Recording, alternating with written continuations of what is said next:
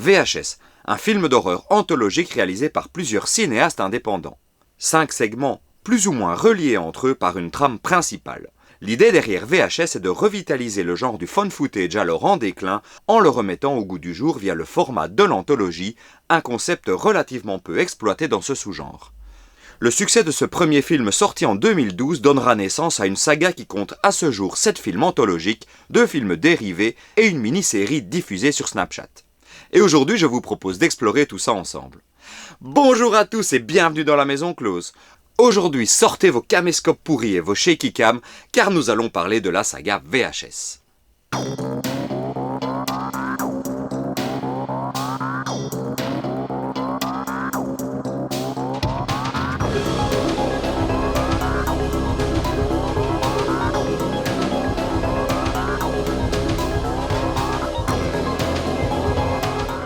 Petit disclaimer avant de commencer, car plusieurs fois nous allons nous poser la question suivante, mais pourquoi il filme et qui a monté ces images? Et en fait on va se la poser plus ou moins tout le temps cette question, car ce ne sera jamais éclairci dans aucun des films, et donc je vous propose de laisser ce point de côté, sinon ça risque de devenir redondant si on en parle à chaque fois. Et pour vous expliquer comment nous allons procéder au cours de cette rétrospective, sachez que je vais vous livrer mes impressions sketch après sketch, dans l'ordre chronologique, sans connaître la suite des films. Alors je vais essayer de limiter les spoilers au maximum et de ne dévoiler que le strict nécessaire, mais ce sera certainement indispensable de parler de certains twists pour pouvoir parler du sketch en tant que tel. Donc soyez prévenus, je vais divulgacher le moins possible, mais voilà, c'est possible que je dois dévoiler certains éléments cruciaux, donc voilà, ne m'en veuillez pas et soyez conscients de ça.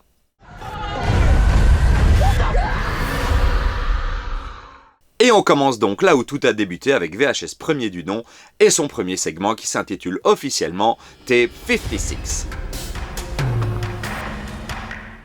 Ce sketch d'introduction réalisé par Adam Wingard suit un groupe de criminels qui filment leurs méfaits allant du vandalisme à l'agression sexuelle. Par la suite, un inconnu les engage pour pénétrer dans une maison abandonnée et y voler une cassette VHS. Curieux et avide d'argent, la petite troupe accepte la mission. Et cette mission va servir de fil rouge tout au long du film, car dans la maison, la petite troupe va tomber sur un cadavre d'homme âgé assis devant plusieurs téléviseurs. Alors cette partie est, comme je l'ai dit, réalisée par Adam Wingard, que vous connaissez probablement pour You're Next, pour Blair Witch 2016, ou encore pour les Godzilla vs King Kong, mais malgré ce CV plutôt correct, il faut malheureusement reconnaître que Tape 56 est réalisé et monté avec le cul, parce qu'on ne compte plus le nombre de plans illisibles et les gros plans récurrents sur des moustaches, le tout servi par une image franchement dégueulasse, comme s'il suffisait d'agiter sa caméra n'importe comment pour donner un bon fun footage. Heureusement, cette partie ne va que servir de liant entre ce qui nous intéresse vraiment, à savoir les gros segments, et donc je vous propose de la passer relativement sous silence pour passer au premier gros morceau de cette vidéo, à savoir le court-métrage Amateur Night, réalisé par David Bruckner. 3 amis, Shane, Patrick et Clint, louent une chambre de motel pour y amener des jeunes femmes et y filmer une vidéo pornographique amateur. Au cours de la soirée, ils rencontrent Lily, une jeune femme mystérieuse qui accepte de les suivre, on se demande bien pourquoi, mais tout va dégénérer lorsqu'ils reviennent au motel et que la dite Lily révèle sa nature monstrueuse. Simple et efficace, ce segment filmé via une paire de lunettes, un petit peu comme dans Jérusalem mais sans les artifices technologiques, met en scène 3 protagonistes vraiment insupportables, mais criant de réalisme, le tout sous l'œil critique de David Bruckner. Bruckner, qui est aujourd'hui connu pour son remake de Hellraiser et pour Le Rituel sur Netflix, était à l'époque un parfait inconnu, mais il livre pourtant ici une mise en scène sans fioriture, efficace, je dois reconnaître qu'il est vraiment très prenant et qu'il demeure parfaitement lisible de bout en bout, même lors du grand final, quand Lily s'énerve un petit peu. Mais ce qu'on va surtout retenir de ce segment, c'est vraiment le regard hypnotique de l'actrice qui incarne Lily, une jeune femme que je ne connaissais pas et que je n'ai pas vue dans beaucoup d'autres films, qui s'appelle Anna Fierman et qui interprète le rôle de Lily avec vraiment quelque chose d'hypnotique. Vraiment dans le regard, elle incarne vraiment son personnage et j'avoue que elle est vraiment très bien dans le rôle et elle fait vraiment beaucoup, elle porte vraiment le court-métrage sur ses épaules et sa réussite lui doit beaucoup. Son regard troublant associé à ce que je vais appeler son étrange étrangeté vraiment imprime la rétine. Et n'oublions pas non plus le sous-texte sur le traitement des femmes, puisque ce segment retourne la situation d'agression contre ces hommes qui les considèrent comme des objets sexuels, les condamnant ainsi à un sort bien mérité. Bien fait. Bref, Amateur Night est percutant, bien réalisé, bien interprété, avec un sous-texte vraiment assez intéressant et un message assez porteur. Ce n'est donc pas du tout un hasard s'il a marqué les esprits, et je dois dire qu'il ouvre l'anthologie avec une certaine efficacité. Espérons donc que la suite soit du même acabit. Je vous passe l'interlude, parce que comme je l'ai expliqué tout à l'heure, c'est pas hyper intéressant d'en parler, et je vous propose d'aller directement au deuxième sketch qui compose VHS, réalisé par un gars que j'aime beaucoup, dont j'ai déjà parlé dans une ancienne vidéo, un gars qui s'appelle Ti West, Ti West, je ne sais toujours pas comment ça se prononce, mais rappelez-vous, il avait réalisé le très bon film The Sacrament, et sa contribution à la saga VHS, en tout cas ce premier volet, s'intitule Second Honeymoon.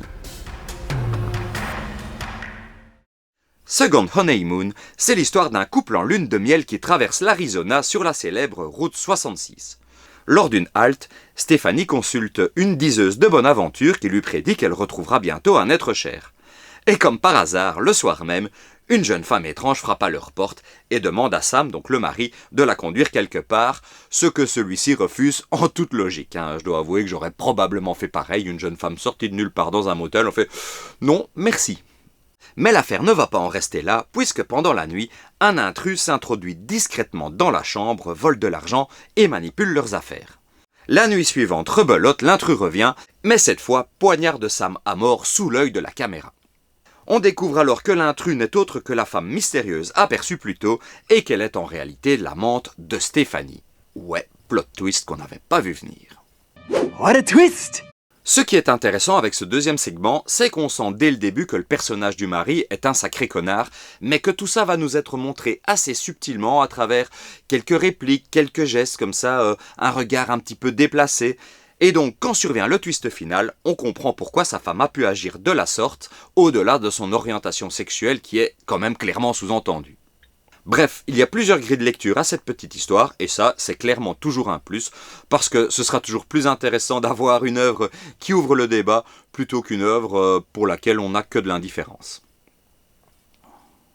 Visuellement, comme souvent avec Ti West, la réalisation est vraiment léchée, et profite de superbes décors naturels qui sont vraiment bien mis en valeur, et qui rajoutent une petite touche d'authenticité à tout ça. Ajoutez à cela que le suspense est habilement construit à travers toute une série de petites touches comme ça, on ne sait pas trop où ça va. Et évidemment, le tout jusqu'à un dénouement, honnêtement, que j'avais pas vu venir. Bon, là, je voulais un petit peu spoiler, donc je m'en excuse. Mais vraiment, si vous avez déjà vu ce segment, vous savez de quoi je parle, vous comprenez ce que je veux dire. On ne sait pas vers où ça va, et on se demande un petit peu, mais qu'est-ce qu'il fout cet intrus dans leur chambre? Et vraiment, le plan final vient expliciter tout ça, et remet en perspective tout ce qu'on a vu. Et ça, c'est toujours très fort quand on parvient comme ça à avoir un court segment à chute, voilà, je donne parfois des ateliers d'écriture et je parle des nouvelles à chute. Eh bien ici on a un court segment à chute, à twist, comme dirait M. Night Shyamalan, le master of the twist. What a twist! Et c'est un dénouement qui rend l'histoire encore plus effrayante, je trouve, parce que ça pourrait nous arriver à tout le monde. Je pense que ça nous est arrivé à tous d'être dans une chambre d'hôtel ou une chambre de motel et de bien vérifier que la porte soit fermée, que la fenêtre soit fermée pour que personne ne puisse s'introduire. En deux mots, Second Honeymoon est un segment réussi qui joue sur la tension et l'ambiance plus que sur l'horreur frontale, avec une conclusion qui donne matière à réflexion, ainsi qu'une furieuse envie de bien rester enfermé chez soi à double tour. Et rester enfermé à double tour, c'est peut-être ce qu'auraient dû faire aussi les protagonistes du sketch suivant, parce que direction les bois pour Tuesdays the 17 de Glenn McQuaid. Alors là, j'avoue, je n'ai absolument aucune idée de qui est ce type. IMDb me dit qu'il n'a quasiment rien réalisé d'autre, à part I Sell the Dead avec Dominic Monaghan et Ron Perlman. C'est donc vierge d'a priori que je lance ce segment. Tuesday the 17th raconte l'histoire d'un groupe d'amis partis prendre du bon temps dans une forêt au bord d'un lac, et sur place, l'une d'elles, qui s'appelle Wendy, va leur raconter que ses anciens amis y sont morts, mais personne ne va la prendre au sérieux. Ce qui est quand même étonnant, parce que perso, tu me dis que t'es venu là avec tes anciens potes et qui sont tous canés. Salut, je suis content d'être venu. Alors qu'ils s'amusent, Samantha est tuée d'un coup de couteau en pleine tête, suivi de Spider, poignardé lui en pleine poitrine. Le tueur apparaît alors et se présente sous la forme d'une silhouette brouillée par des interférences. C'est le moment que choisit alors Wendy pour révéler qu'elle est l'unique survivante de la précédente tuerie et qu'elle a attiré ses nouveaux amis ici pour piéger la créature. La salope. Alors, que dire sur ce segment? Déjà, le titre est une référence évidente à la saga Vendredi 13, puisqu'en anglais, c'est Friday the 13th, et que ici, nous avons Tuesdays the 17th. Et pour cause, parce que le segment de Glenn McQuaid joue vraiment avec les clichés du genre, à savoir qu'il met une bande de jeunes fêtards au milieu des bois et qu'il va les confronter à un tueur mystérieux, masqué ou en tout cas sans visage.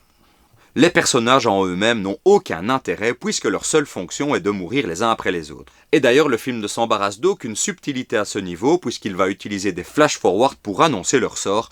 Une technique que je trouve personnellement un petit peu paresseuse parce que bon, on n'a pas vraiment besoin de ça pour rester devant notre écran.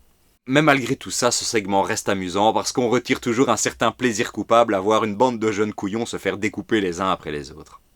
Mais l'élément qui va distinguer Tuesday the 17th du slasher lambda et qui vraiment fait tout son sel, c'est bien entendu la nature surnaturelle du tueur, puisqu'il apparaît comme une silhouette glitchée dès qu'il entre dans le champ de la caméra.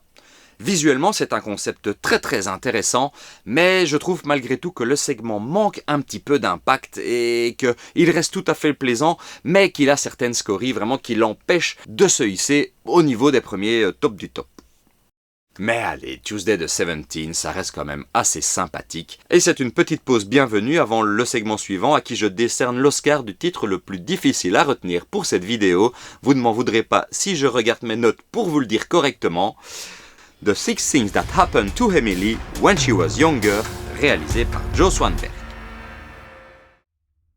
Emily? Allô? Papa? Qu'est-ce qu'il y a? Déjà, petite originalité, ce segment va prendre la forme d'une conversation à distance en ligne entre Emily et son petit ami James.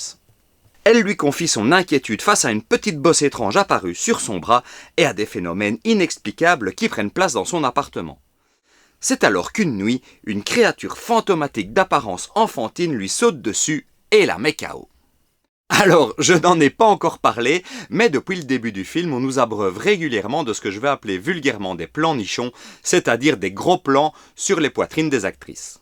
Dénudées, évidemment. Alors, loin de moi l'idée de m'en plaindre, mais je dois dire qu'à un certain moment donné, je me pose la question sur l'utilité de la chose, parce que j'ai pas spécialement envie de passer pour un pervers, et je pensais ce genre de choses révolu quand même depuis les films des années 80, voire des années 90. Et si j'en parle, c'est parce que, encore une fois, ce segment s'ouvre de façon mais totalement gratuite sur le plan nichon de l'actrice principale. Très jolie au demeurant, la poitrine autant que l'actrice. Ce qui distingue toutefois cet épisode des autres, c'est son format, parce que comme je l'ai dit, tout va se dérouler à travers des écrans d'ordinateur, à la manière de Host ou de Unfriended, pour ceux qui ont vu mes précédentes vidéos sur le sujet, ce qui va apporter une dynamique particulière et un rythme vraiment assez efficace à l'ensemble. Alors, c'est sans doute mon segment préféré de ce premier VHS, mais c'est purement subjectif parce que j'adore ce procédé. Vraiment, j'adore suivre les films à travers les écrans d'ordinateur des protagonistes. Je trouve que ça, quand c'est bien fait, parce que j'en ai vu où c'était vraiment chiant, mais quand c'est bien fait, j'adore ça. Je trouve que ça apporte vraiment quelque chose d'original. Voilà, j'aime bien cette originalité. Joe Swanberg joue habilement avec le mystère et l'angoisse tout en proposant une révélation finale qui change totalement la perspective de l'histoire. Cela dit, ce dénouement pourra peut-être sembler un chouïa cryptique à toutes les personnes qui ne sont pas familières avec le milieu de l'ufologie et tout ce qui tourne notamment autour des abductions et des implants. Donc voilà, soyez prévenus, si vous ne comprenez rien, demandez à quelqu'un qui est plus familier avec ce genre de théorie. Tiens, et au niveau de notre fil rouge, on en est où ? Gary découvre que Zach a été décapité et est attaqué par le cadavre réanimé du vieil homme. Il tente de fuir mais se fait tuer et la dernière cassette se lance d'elle-même. C'est donc parti pour 10-31-98. C'est une date à l'américaine. Nous sommes donc le 31 octobre 1998.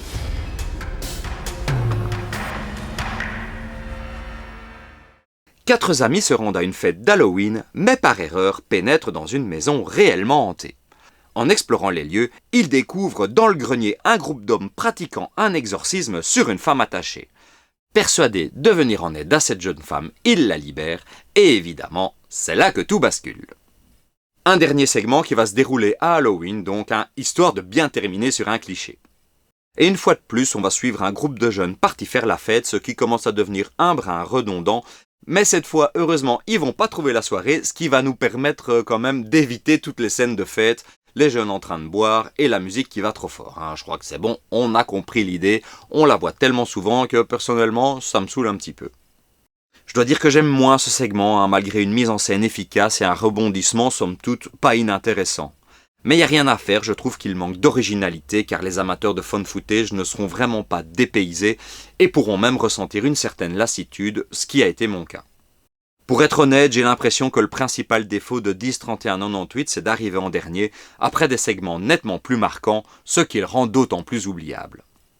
Attention spoiler, il est à noter qu'une fin alternative humoristique a été tournée et que dans cette version, les portières de la voiture ne sont pas bloquées, permettant ainsi aux 4 amis de sortir juste avant que le train ne percute le véhicule.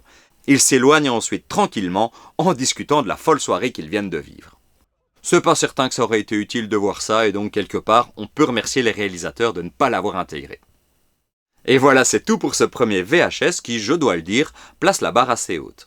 Alors personnellement, je l'aurais juste amputé de son dernier segment, histoire de ramener le total autour de l'heure 30, parce que comme je l'ai dit, 2 heures pour moi c'est un petit peu trop, et que ce dernier segment reste le plus oubliable à mon sens. En tout cas, c'est une entrée en matière tout à fait réussie pour la saga VHS, je comprends le succès du film, et donc il n'y a plus qu'à espérer que VHS 2 maintienne le niveau. Ouais, ça va être bien. VHS 2, donc, qui est plus court que son aîné, hein, qui tourne autour de l'heure 30 selon IMDb, à croire que les auteurs eux-mêmes ont eu conscience du petit problème de longueur. Et donc, ce deuxième opus est sorti 1 an après son prédécesseur, c'est-à-dire en 2013. Et ben, on va voir ça tout de suite.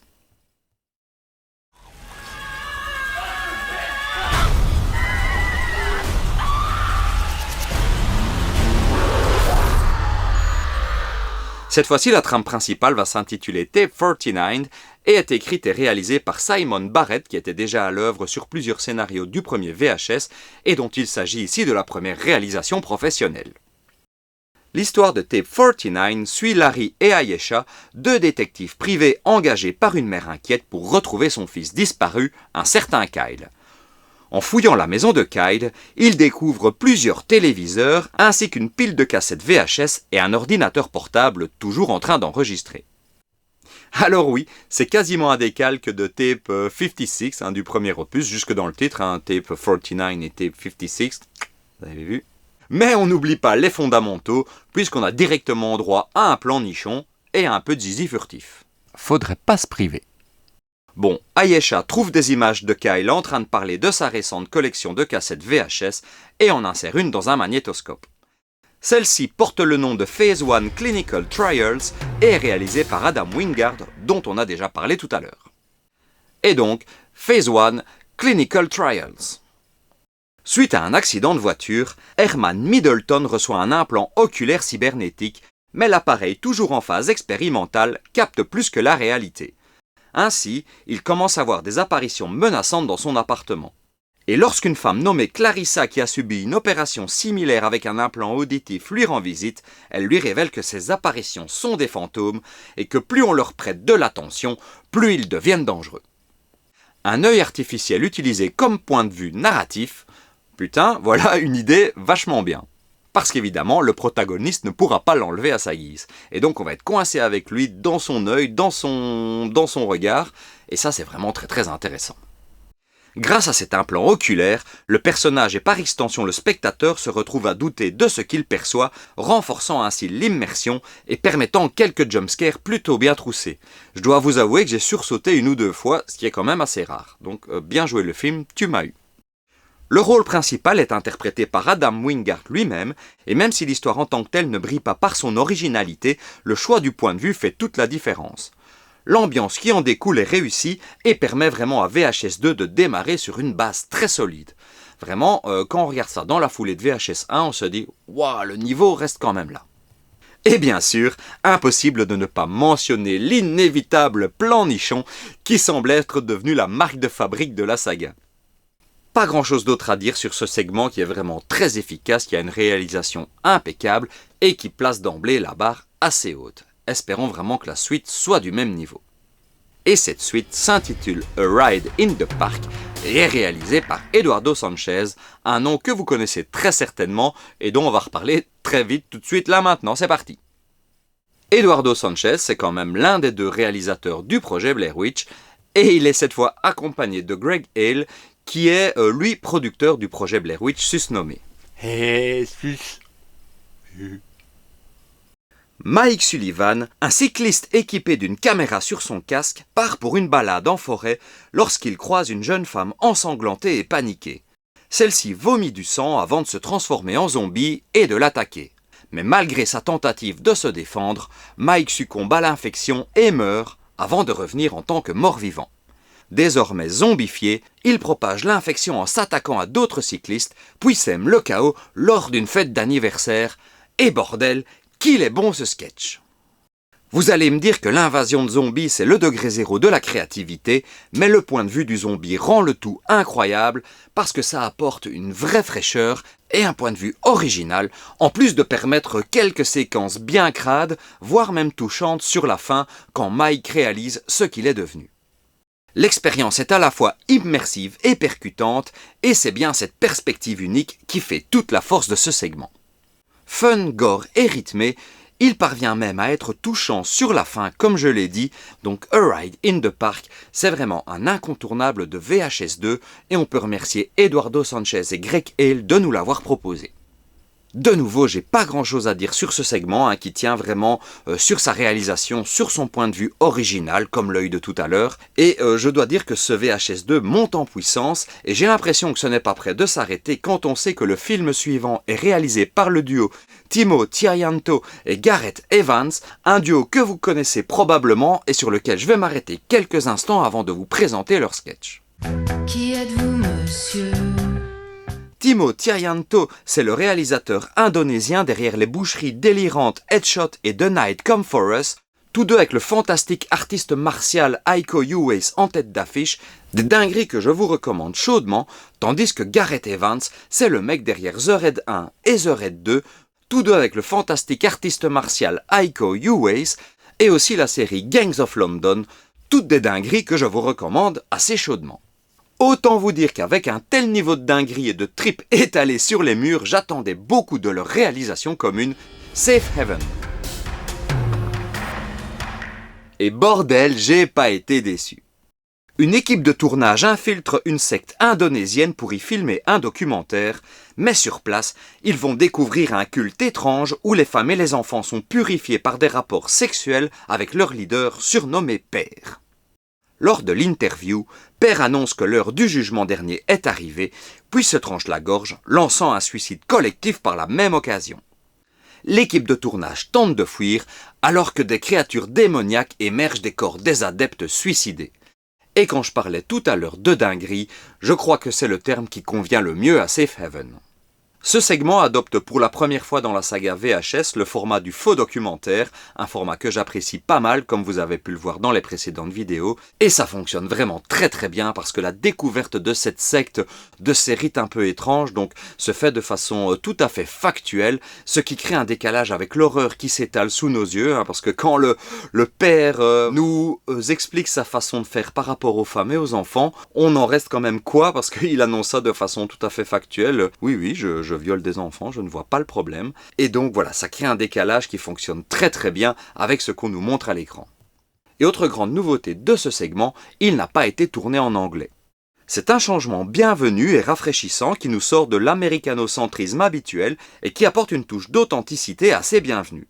Les fans des réalisateurs dont je fais partie reconnaîtront immédiatement leurs pattes, à savoir de l'ultra-violence, mais jamais de la complaisance, ça c'est important de le souligner. La violence fait mal, la violence est sale et sèche, et elle n'est jamais glorifiée en tant que telle, pour tout dire, elle n'est même pas agréable à regarder. Il faut dire que cette histoire ne fait pas dans la demi-mesure, parce qu'entre la secte, les zombies et le démon à tête de bouc, ça part un peu dans tous les sens, mais le résultat est généreux autant en action qu'en barbaque, et on ne peut que s'en réjouir, d'autant plus que le mélange se montre assez fluide et organique, sans mauvais jeu de mots. Bref, encore un excellent segment pour VHS 2 qui continue de surpasser mes attentes, j'ai hâte de voir la suite. Une suite qui s'appelle Slumber Party Alien Abduction est réalisée par Jason Eisner. Jason Eisner qui nous a livré les amusantes Revenge et surtout Hobo with a Shotgun où un Roger Hauer bien vénère démastiquait tout le monde avec son gros shotgun. J'aime autant vous dire que c'est un grand moment de cinéma et si vous ne l'avez pas vu, n'hésitez pas à le rattraper, c'est assez amusant, ça vaut la peine d'être vu. Dans Slumber Party Alien Abduction, Eisner s'intéresse à un groupe d'adolescents qui s'amusent avec une caméra attachée à leur chien, mais pas de bol, cette nuit-là, des bruits étranges retentissent, puis des extraterrestres surgissent et attaquent le petit groupe. Certains sont enlevés de force, tandis que les autres fuient vers la forêt en compagnie du chien, mais l'un après l'autre, ils sont capturés, et finalement le chien tombe au sol, mort, mettant ainsi fin à la vidéo. Et on termine en beauté avec un nouveau changement d'ambiance et un nouveau grand classique du cinéma de genre, à savoir après les zombies, l'invasion extraterrestre. Ce segment a la brillante idée de placer la caméra sur le chien de la famille, une approche originale qui renforce l'impact émotionnel parce que bordel, vous le savez comme moi, on ne touche pas aux chiens. Jamais. Au-delà de ça, les costumes des envahisseurs extraterrestres sont un peu cheap, on va être honnête, même si je soupçonne ce point d'être volontaire, et même si l'action est parfois un peu chaotique, l'ambiance est là et fonctionne vraiment parfaitement. Et autre point positif, pas de jeunes fêtards insupportables, ce qui change agréablement du canevas habituel. Bref, Slumber Party Alien Abduction, c'est vraiment tout à fait plaisant, ça va piocher un petit peu dans les films de notre jeunesse, c'est quelque part un peu de Hamblin, un peu de Spielberg, on est toujours dans la même vibe, et c'est vraiment très réussi, ça clôt vraiment VHS 2 en toute beauté, qui décidément ne nous a offert que des masterclass. Pour moi, il réussit sans conteste à surpasser son aîné de la tête et des épaules en 1h30 contre 2h pour le premier volet, je vous le rappelle. Et donc ce VHS 2, chef-d'œuvre, honnêtement, à regarder, si vous ne devez en voir qu'un sur les deux, VHS 2 est tout indiqué. Il n'y a pas photo. Et pour l'anecdote, cette suite écope d'ailleurs d'une meilleure note sur IMDb. Est-ce que le troisième volet va pouvoir maintenir un tel niveau de qualité? Honnêtement, j'en doute. Mais bon, allez. On respire un coup, un petit pipi, et on y va.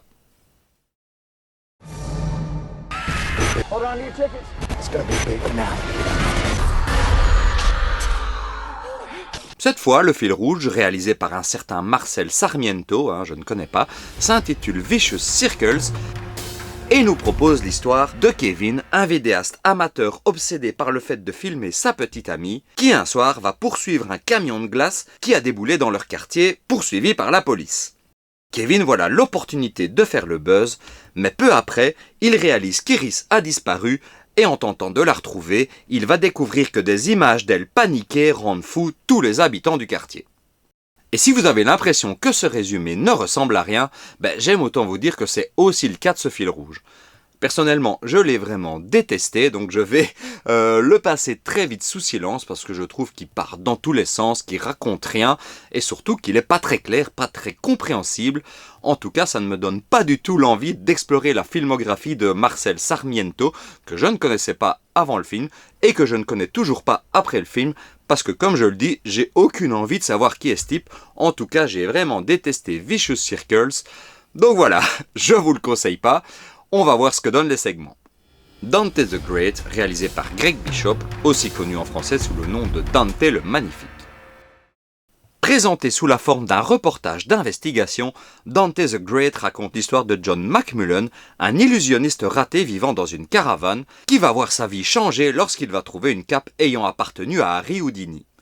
La dite cape lui confère de véritables pouvoirs magiques et il devient célèbre sous le nom de Dante le Magnifique. Seulement, il découvre vite que la cape a un prix, à savoir qu'elle exige des sacrifices humains pour continuer à fonctionner. Alors, je dois dire pour être honnête que ce segment m'a laissé un peu perplexe. Le sujet est amusant et il rappelle l'ambiance des contes de la crypte, et d'ailleurs je pense franchement qu'il aurait trouvé sa place dans cette série, mais c'est aussi ce qui me fait dire qu'il n'est sans doute pas adapté à la saga VHS. Il s'éloigne en effet pas mal du found footage traditionnel à plusieurs reprises et se rapproche davantage d'un court-métrage classique avec ses nombreux angles de caméra différents et son montage travaillé notamment lors du grand final. C'est probablement la faute du réalisateur Greg Bishop qui jusque-là n'avait réalisé que l'amusant film de zombies Dance of the Dead que j'avais vu à l'époque, que j'avais apprécié mais dont je n'ai gardé aucun souvenir, hormis quelques flashs quand je regarde le trailer. Mais allez, avec un peu d'indulgence, Dante the Great se suit sans déplaisir et reste amusant. Mais bon, il faut dire que je suis peut-être un peu biaisé parce que j'ai toujours adoré les magiciens et donc ce thème me parle particulièrement. D'ailleurs, je vous ai amené une petite invitée, Gabi la Magnifique, qui va nous faire un tour de magie.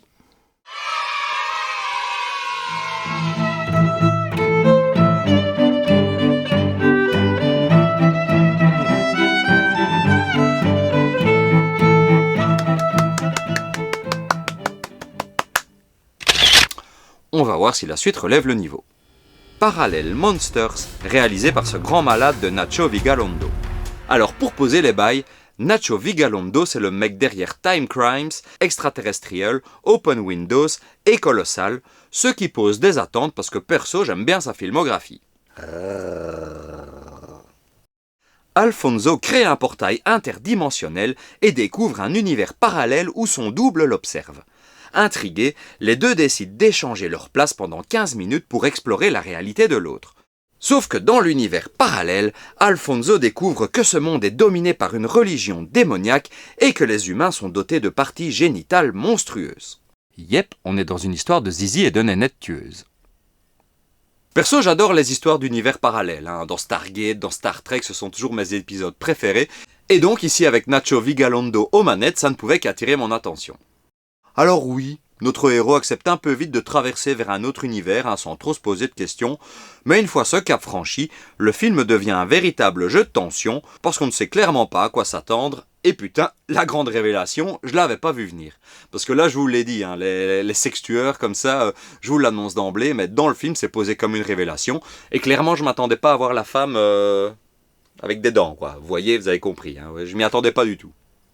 L'ambiance est glauque, avec une touche de grotesque qui rend le tout encore plus perturbant, et pour ne rien gâcher, l'actrice qui incarne Martha est particulièrement jolie, ce qui, je trouve, ajoute un contraste particulièrement puissant par rapport à l'horreur qui se déroule sous nos yeux. Parce qu'il n'y a pas que les sextueurs, mais je vais pas tout vous gâcher non plus. Mais bon, pour être honnête, comme pour Dante le Magnifique, je ne suis pas certain que cette histoire corresponde au ton sérieux de la saga VHS jusque-là. Moi, j'ai pas passé un mauvais moment, mais je comprendrais tout à fait qu'on n'entre pas dans le délire, et de toute façon, on est quand même sur un niveau inférieur aux deux premiers volets de la saga. Et donc, passons maintenant, si vous le voulez bien, au dernier gros morceau de ce VHS viral, le segment réalisé par le duo Justin Benson et Aaron Mouret, Bone Storm. Bone Storm nous narre les pérégrinations de 3 jeunes skateurs qui se rendent au Mexique avec l'intention de filmer une vidéo spectaculaire et donc de faire le buzz.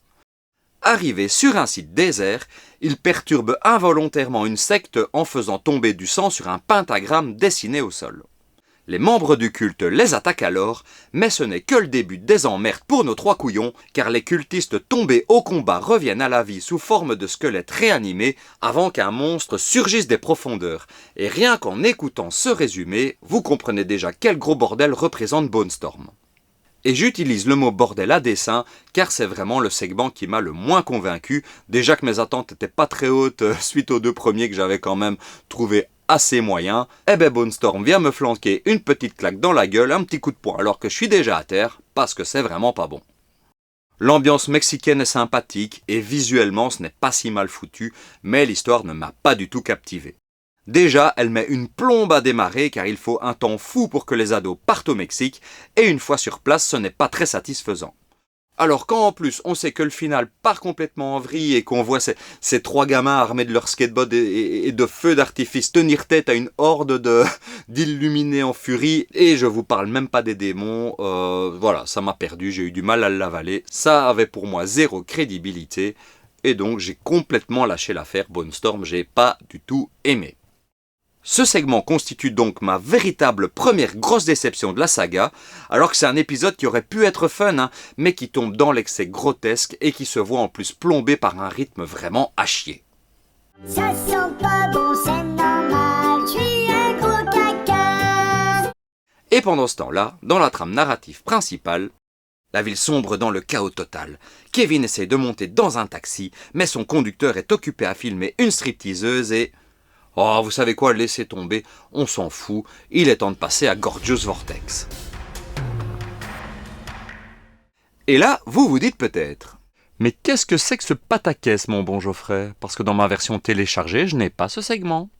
Et c'est tout à fait normal, mon bon Jean Marcelin, parce que figurez-vous qu'il s'agit d'un segment coupé uniquement disponible en bonus dans les éditions DVD et Blu-ray. Enfin, ou sur YouTube, moi c'est là que je l'ai vu.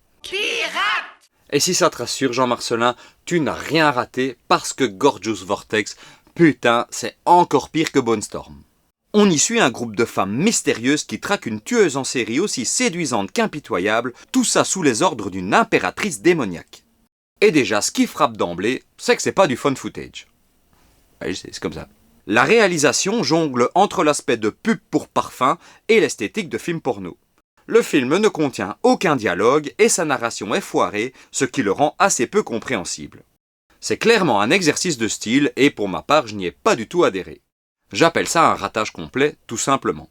Enfin, on a au moins droit à des jolies madames en tenue coquine, ce qui n'est jamais un mal, hein, voilà. C'est vrai que ça fait longtemps qu'on n'a pas eu de plan nichon aussi.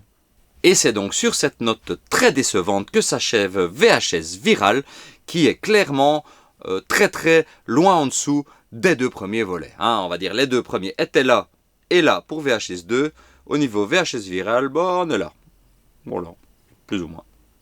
L'esthétique globale est trop propre, faisant perdre ce côté sale et granuleux qui donnait tant de charme au premier film, et cette évolution visuelle couplée à un manque de sérieux des segments enlève une bonne part de l'identité de la saga.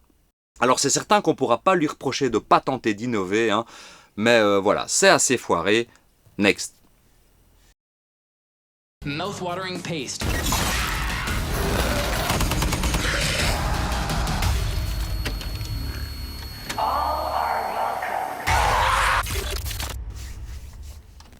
VHS 94 donc, commence avec Holy Hell, écrit et réalisé par une certaine Jennifer Reeder.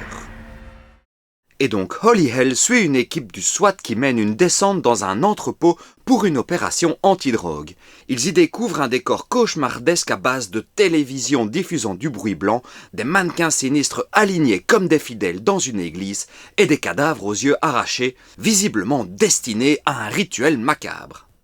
À mesure qu'ils avancent, les agents du SWAT découvrent l'origine de tout ça, c'est-à-dire un culte qui produit et diffuse des vidéos de meurtres rituels sur VHS. Donc voilà, ce fil rouge n'est pas révolutionnaire pour un sou, hein, c'est pas là qu'il faudra chercher une pointe d'originalité, mais il a le mérite de bien lier entre eux les segments et d'être plutôt bien foutu. Donc voilà, il n'y a aucune raison de bouder son plaisir, c'est un petit plaisir coupable, et ça nous permet d'enchaîner directement sur Storm Drain. La reporter Holly Marciano et son caméraman Jeff filment un reportage sur une légende urbaine, celle du Ratman, une créature qui vivrait dans les égouts. En explorant un tunnel, ils trouvent des camps de fortune et sont bientôt abordés par un homme couvert d'un liquide noir visqueux. En tentant de fuir, ils sont alors capturés par d'autres individus qui les amènent plus profondément dans les souterrains où ils vont faire la connaissance du Ratman, aussi appelé Ratma par ses fidèles, car il est une sorte d'idole vénérée par une espèce de culte de SDF, mais pas seulement. Et tout ceci prend la forme d'un faux documentaire, et quand j'ai vu ça, évidemment, vous commencez à me connaître, j'ai fait « Yes ! Un faux documentaire !» J'adore ça. Et la forme rejoint assez bien le fond car on est dans une ambiance vraiment journalistique avec cette reporter et ses échanges avec le studio. Alors l'histoire est un petit peu prévisible, hein, on va pas se mentir, mais c'est vraiment son seul défaut parce que pour le reste c'est vraiment bien foutu. La descente aux enfers se fait de façon progressive et visuellement assez sympa et vraiment l'apparition du Ratman, hein, vous l'appelez comme vous voulez, son apparition est vraiment assez marquante.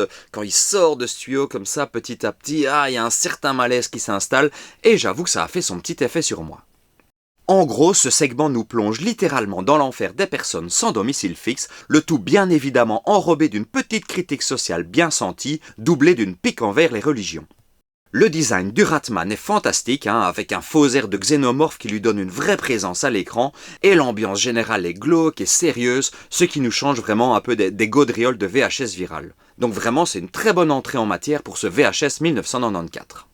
Notons cependant qu'il y a un petit peu d'humour, hein, voilà, notamment quand les personnages se font asperger de liquide noir, hein, c'est un petit peu dégueu, mais voilà, on n'est pas sur un humour forcé, on est loin des ambiances façon conte de la crypte des segments précédents, donc vraiment, et c'est un petit peu sanglant, avec juste ce qu'il faut de gore pour mettre une bonne petite ambiance, voilà, c'est pas trop, c'est juste ce qu'il faut, donc voilà, Storm Drain c'était vraiment bien, c'est une excellente entrée en matière, et ça rassure vraiment pour la suite. Et la suite c'est The Empty Wake de Simon Barrett.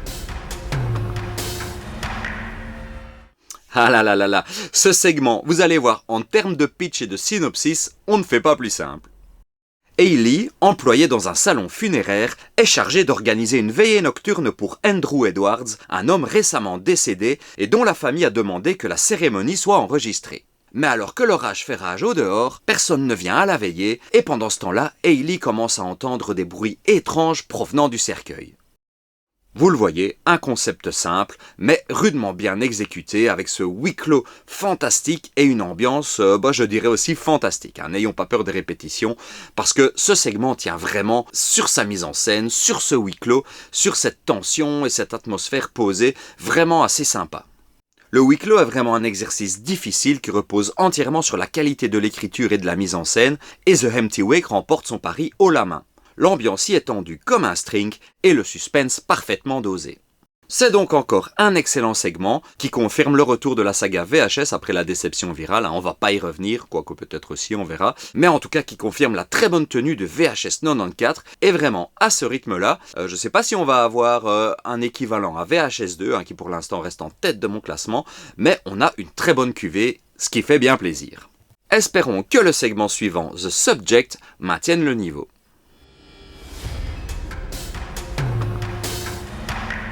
Et là, je vois sur mes notes qui sont là que ce segment est réalisé par Timo Tjahjanto. Et là, lumière divine. Timo Tjahjanto, qui a réalisé tout à l'heure Safe Haven et qui est un de mes réalisateurs d'action préférés, action slash gore, évidemment. Et donc, pour The Subject, qu'est-ce qu'il nous propose ? Le Dr James Suendra mène des expériences macabres, transformant ses victimes en cyborgs monstrueux. C'est alors qu'une équipe de soldats fait irruption pour arrêter Suendra et au milieu du chaos, ce dernier est tué. Mais pas de bol, l'un de ces monstres, le sujet 98, se réveille et se lance dans le joyeux massacre de tout ce petit monde. The Subject, c'est donc le retour de l'Indonésien un peu barré et c'est comme toujours avec lui une belle réussite. Je dois dire, j'ai pas encore connu de déception avec ce réalisateur et c'est clairement pas The Subject qui va l'être. Comme on pouvait s'y attendre, ce segment est ultra sanglant, un petit peu moins sérieux que les autres, parce qu'on connaît ces petites touches d'humour au milieu du grotesque sanglant, mais ça colle parfaitement à son sujet et au jeu volontairement outrancier de l'acteur principal. C'est un segment jouissif, notamment quand le Guts robotisé fait son apparition. Guts étant ici une référence au manga Berserk avec son héros qui porte une immense épée, et si vous ne connaissez pas Berserk, je vous conseille autant le manga que les films d'animation, voire que la série animée. La séquence en FPS façon Doom est vraiment folle, et quand on se souvient du tabac qu'avait fait cette séquence dans le film Doom justement, avec Dwayne Johnson, si vous l'avez pas vu, c'était un vrai plaisir coupable, je l'avais vu au cinéma, c'est un très bon souvenir, voilà. Nonobstant la qualité du film, c'est un vrai plaisir coupable, c'est un bon souvenir de cinéma que j'ai, voilà, ne me jugez pas. Et donc toute cette séquence dans The Subject fait à nouveau sensation, et j'aimerais vraiment donner une mention spéciale aussi à la transformation de la barre de batterie en barre de vie, une excellente idée qui accentue encore l'aspect jeu vidéo de l'ensemble, parce qu'il y a tout un aspect vraiment jeu vidéo, et le côté fun footage est ici utilisé comme une vue à la première personne, comme on en verrait dans les FPS, donc pour les first person shooters, pour les gamers, et ceux qui ne le sont pas, ce sont ces jeux où on est à la place du tireur. Ce sketch m'a pas mal rappelé le film Frankenstein's Army dont j'avais parlé dans la première vidéo des Fun Footage, mais en mieux fait et en plus gore.